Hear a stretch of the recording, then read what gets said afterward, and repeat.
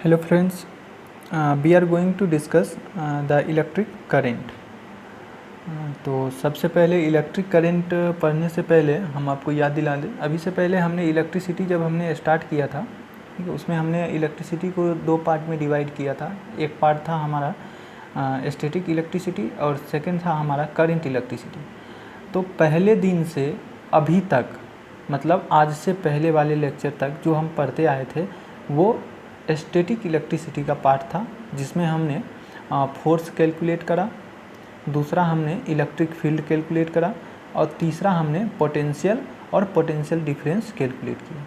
ठीक है, अब जो हम बात करेंगे वो बात किसकी करेंगे, करंट इलेक्ट्रिसिटी की। तो करंट इलेक्ट्रिसिटी के बारे में हमने पहले ही स्टडी कर लिया था। करंट इलेक्ट्रिसिटी में क्या होता है, जो चार्जेस होते हैं वो चार्जेस क्या होता है, मोशन में होता है, मतलब वो मूव कर रहा होता है और उस मोशन के इफ़ेक्ट को जो हम स्टडी करते हैं उसको हम क्या बोलते हैं, करंट इलेक्ट्रिसिटी। ठीक है, तो ये हमने पहले ही उसको डिफाइन कर रखा था, तो वो हमारा हो चुका था। अब करंट इलेक्ट्रिसिटी में हम क्या पढ़ेंगे, इलेक्ट्रिक करंट। तो हम हेडिंग डालते हैं किसकी, इलेक्ट्रिक करंट की। तो अब जो हम बात करेंगे किसकी, वो करेंगे इलेक्ट्रिक करंट की। इलेक्ट्रिक करंट मतलब ये किसका पार्ट है, इलेक्ट्रिसिटी का, मतलब इलेक्ट्रिसिटी में करंट इलेक्ट्रिसिटी का। तो करंट इलेक्ट्रिसिटी में चार्ज क्या होता है, वो मूव करता है, मोशन में होता है चार्ज। ठीक है, तो इलेक्ट्रिक करंट में भी जो चार्ज होगा वो हमारा क्या करेगा, मोशन करेगा। ठीक है, तो अब सबसे पहले हम इसको समझते हैं, उसके लिए हम एक छोटा सा डायग्राम बनाते हैं। ठीक है, डायग्राम यहाँ ऊपर बना लेते हैं, जगह जो है यहाँ पे है। ये हमारे पास कोई कंडक्टर है। ठीक है, कंडक्टर बोले तो घर में आपके घर में वायरिंग हो रखा होता है, जो वायर होती है। ठीक है, उस वायर का जो है ये हमने इतना सा पार्ट जो है वो काट लिया है। ठीक है, तो काटेंगे तो वो कैसा दिखेगा, सिलेंड्रिकल टाइप का ऐसा दिखेगा। ठीक है, और ये इस तरह से सॉलिड है, तो हमने इसको इस तरह से दिखा दिया कि ये सॉलिड है। ठीक है, तो इस तरह का वायर है। वो वायर होगा कैसे, ये इस तरह का। ठीक है, ये हमारा इस तरह का वायर है। ठीक है, अब इस वायर में ये जो है ये क्या है, वायर की लेंथ है। ये जो है ये वायर की लेंथ है, और ये जो है इसको हम बोलते हैं क्रॉस सेक्शनल एरिया। क्या बोलते हैं इसको, क्रॉस सेक्शनल एरिया। ठीक है, क्या बोलेंगे इसको, क्रॉस सेक्शनल एरिया। वैसा ही ये क्या है, ये क्रॉस सेक्शनल एरिया है। ठीक है, दोनों एरिया सेम होगा क्योंकि ये कैसा है, यूनिफॉर्म है, हर जगह पे इसकी मोटाई जो है वो सेम है। ठीक है, तो इसको हम क्या बोलेंगे, यूनिफॉर्म है। और इसको हम, ये जो है ये हमारा क्या है, क्रॉस सेक्शनल एरिया है। ठीक है, ये वाला जो सर्कल जैसा आपको दिख रहा है। ठीक है, इसको सर्कल ना बोलेंगे, इसको डिस्क बोलेंगे, डिस्क। ठीक है, तो डिस्क जैसा दिख रहा है, तो ये हमारा क्रॉस सेक्शनल एरिया। ठीक है, तो उसी का हमने यहाँ पे डायग्राम बनाया है। तो हम जो है इलेक्ट्रिक करंट की स्टडी करते हैं। तो अब देखिए, जैसा यहाँ पे क्रॉस सेक्शनल एरिया है, बीच में भी अगर हम देखेंगे तो वो भी बीच में भी ऐसे क्या होगा, वो क्रॉस सेक्शनल एरिया इस तरह से क्रॉस सेक्शनल एरिया होगा। ठीक है, तो हमने क्या किया, यहाँ पे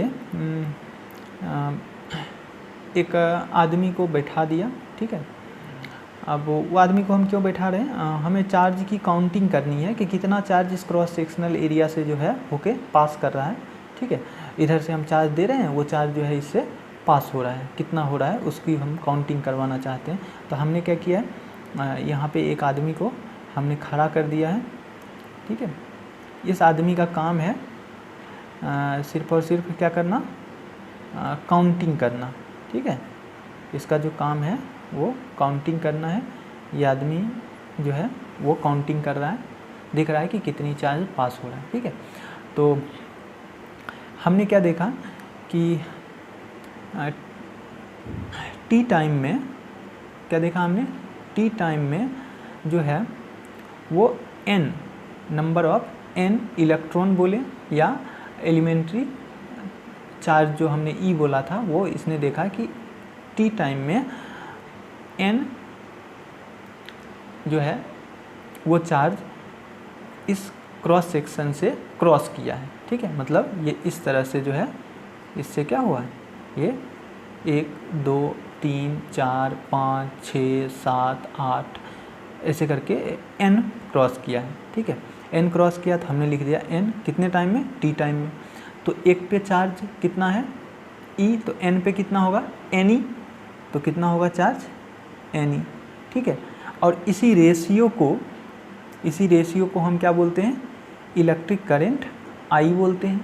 और आपको पता है ne जो होता है वो क्या होता था क्वांटाइजेशन में, टोटल चार्ज होता था, या तो उसको कैपिटल Q बोलें या फिर Q बोलें, हम यहाँ पे जो स्मॉल q बोल देते हैं। तो ये क्या है, टोटल चार्ज है। मतलब t टाइम में इसने काउंटिंग शुरू किया, 0 टाइम से शुरू किया, 0 टाइम से इसने काउंटिंग शुरू किया और t टाइम तक ये काउंटिंग करता रहा।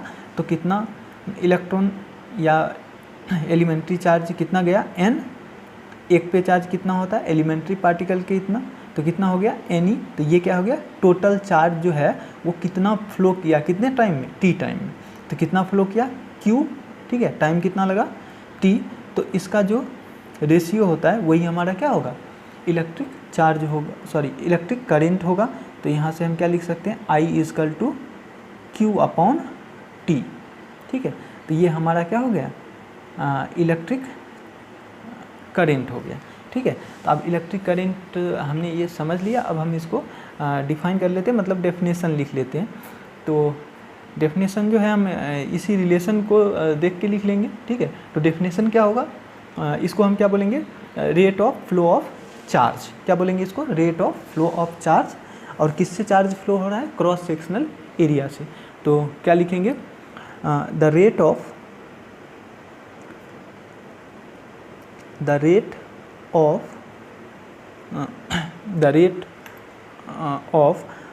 फ्लो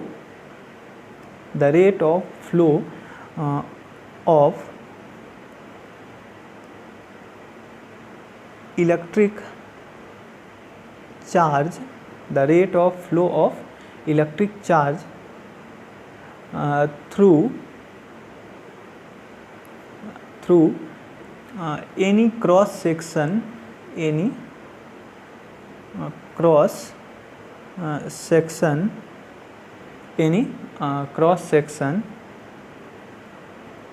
is called electric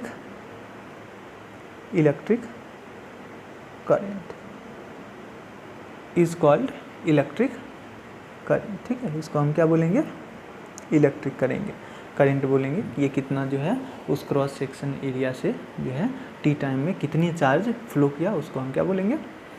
और इसका फार्मूला लिखना चाहें तो फार्मूला ऊपर ही लिख दिया, यहाँ पे फिर से लिख लेते हैं, I = Q/T।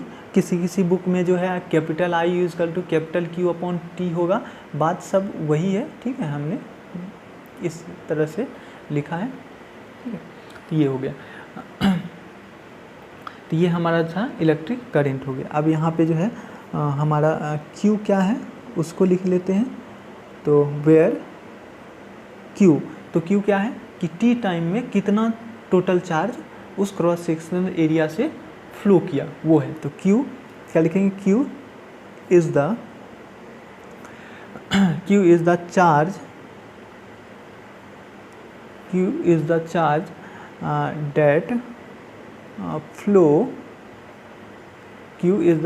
that flows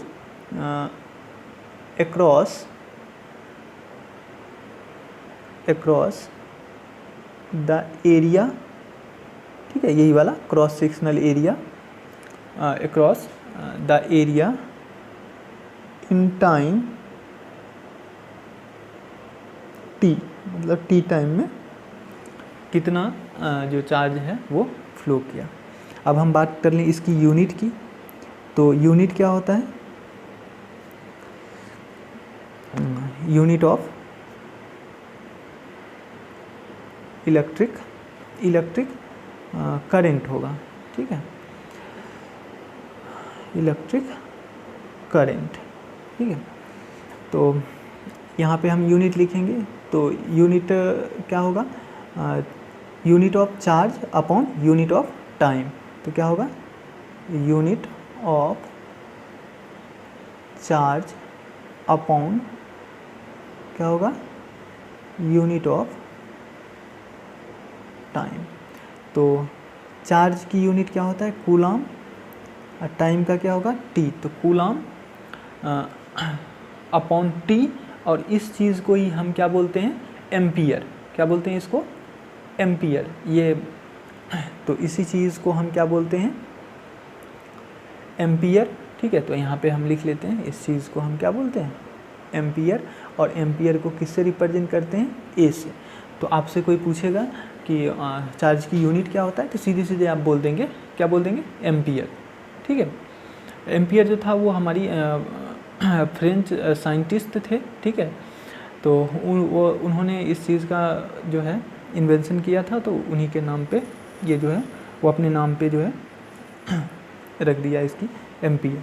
ठीक है, तो ये हमारा हो गया। अगर हम स्मॉल क्वांटिटी की बात करें, ठीक है, स्मॉल क्वांटिटी ऑफ करंट की बात करें, तो या स्मॉल यूनिट की बात करें, स्मॉल यूनिट करंट की, ठीक है, ऑफ इलेक्ट्रिक करंट। तो स्मॉल यूनिट में जो है हम दो तरह का यूनिट देख लेते हैं। ठीक है, एक हम बोल देते हैं मिली एम्पियर। ठीक है, और मिली एम्पियर का, मिली का वैल्यू क्या होता है, 10⁻³ एम्पियर। ठीक है, मतलब 10⁻³ है, मतलब बहुत छोटा है, इसलिए इसको हमने स्मॉल यूनिट बोल दिया। और दूसरा हमारा होता है माइक्रो एम्पियर। क्या होता है ये, माइक्रो एम्पियर। और माइक्रो की वैल्यू क्या होता है, 10⁻⁻⁶। हमने क्लास 9th में जो है ना ये माइक्रो, नैनो, डेका, डेसी हमने पढ़ा था, आपको याद होगा। ठीक है, इस साल इसी पे क्वेश्चन भी पूछा था, हम लास्ट में क्वेश्चन भी हम इसका करेंगे। ठीक है, तो याद रखना है, स्मॉल यूनिट में मिली एम्पियर और माइक्रो एम्पियर। बहुत छोटी करंट होगी एकदम, क्योंकि 10⁻³ है, 10⁻⁻6 है, तो क्या होगा 1/10⁻³ मतलब 1 का 1000वां भाग, और इस वाले में क्या होगा 1 का 10 लाखवां भाग होगा। ठीक है, तो बहुत छोटा सा वो यूनिट होगा। तो ये हमारा जो है इसकी यूनिट हो गया। अब उसके बाद ये क्वांटिटी कैसी है उसकी बात कर लें कि कैसी क्वांटिटी है। तो जो हमारी इलेक्ट्रिक करंट होता है, वो इलेक्ट्रिक करंट जो है वो स्केलर क्वांटिटी होती है। ठीक है, तो क्या वो लिखेंगे, इट इज़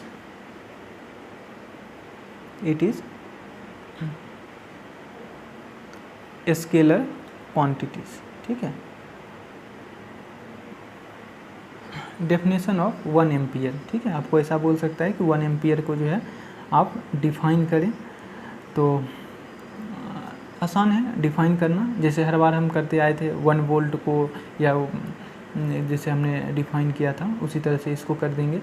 तो अगली चीज़ आपसे छोटा सा एक क्वेश्चन कोई पूछ सकता है, डेफिनेशन ऑफ 1 एम्पियर। ठीक है, डेफिनेशन ऑफ 1 एम्पियर मतलब 1 एम्पियर को जो है आप डिफाइन करिए। तो कर लेते हैं, आसान सा है। हमने पढ़ा इलेक्ट्रिक करंट I = Q/T। तो हमें इसको डिफाइन करना है 1 ampere.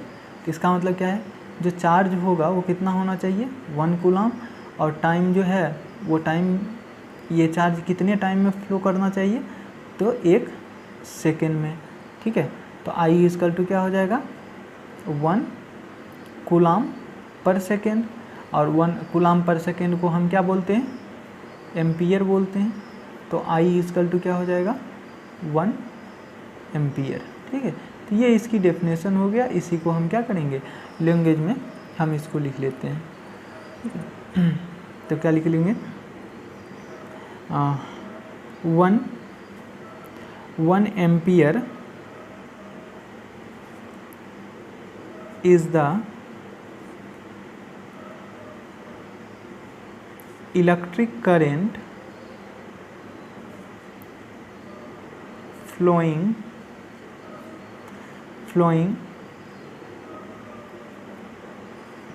through a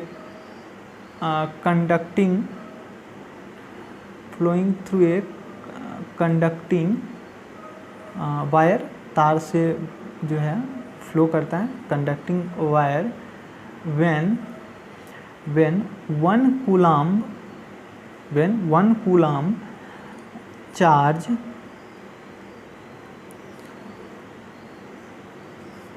flow through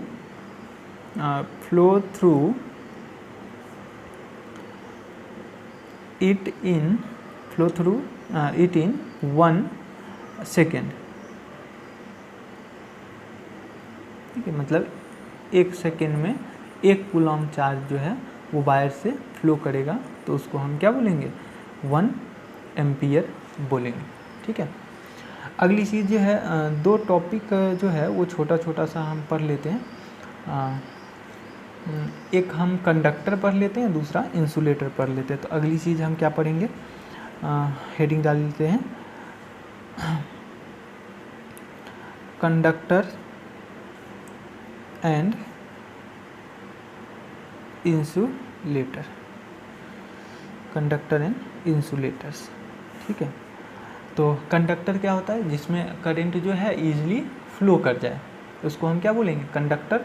और जिसमें करंट का फ्लो नहीं होगा वो क्या होगा, हमारा इंसुलेटर होगा। प्लास्टिक वगैरह जो है इंसुलेटर होगा, तांबा, लोहा, एल्युमिनियम, ठीक है, ये कॉपर, ये सब किस में आ जाएगा, हमारा कंडक्टर में आ जाएगा। तो सबसे पहले हम कंडक्टर पढ़ लेते हैं। तो कंडक्टर क्या होगा, कंडक्टर, तो इसको डिफाइन कर लेते हैं। तो क्या लिखेंगे, the substance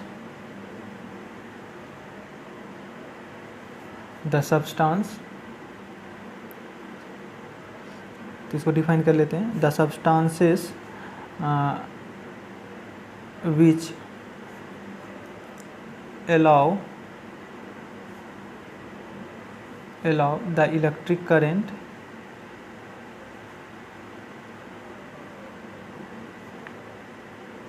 to flow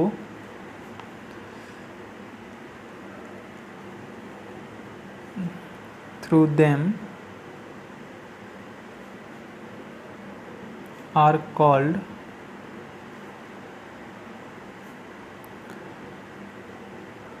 conductors. ठीक है, आर कॉल्ड कंडक्टर्स।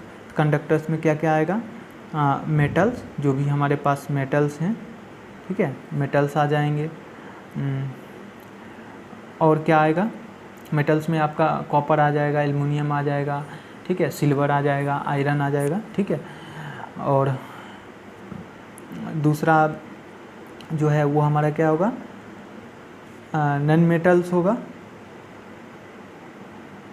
ठीक है, नॉन मेटल्स में क्या क्या आएगा, ग्रेफाइट। ठीक है, नॉन मेटल्स मतलब ग्रेफाइट जो होता है वो भी कंडक्टर होता है।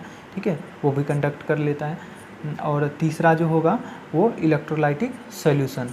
ठीक है, इलेक्ट्रोलाइटिक सॉल्यूशन में क्या आएगा, aqueous solution of NaCl, HCl, H2SO4। ठीक है, ये आपने केमिस्ट्री में पढ़ा होगा।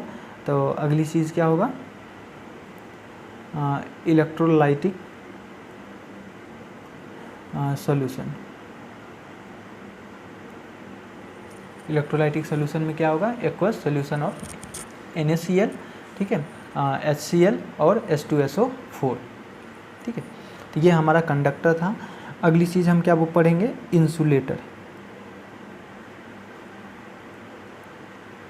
ठीक है, तो इंसुलेटर सेम डेफिनेशन होगा। ये क्या करेगा, ये अलाउ नहीं करेगा करंट को। तो क्या लिखेंगे, the substances which do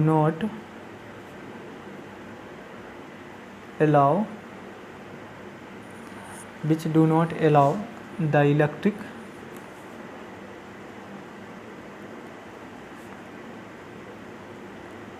current to flow through the electric current flow through them are called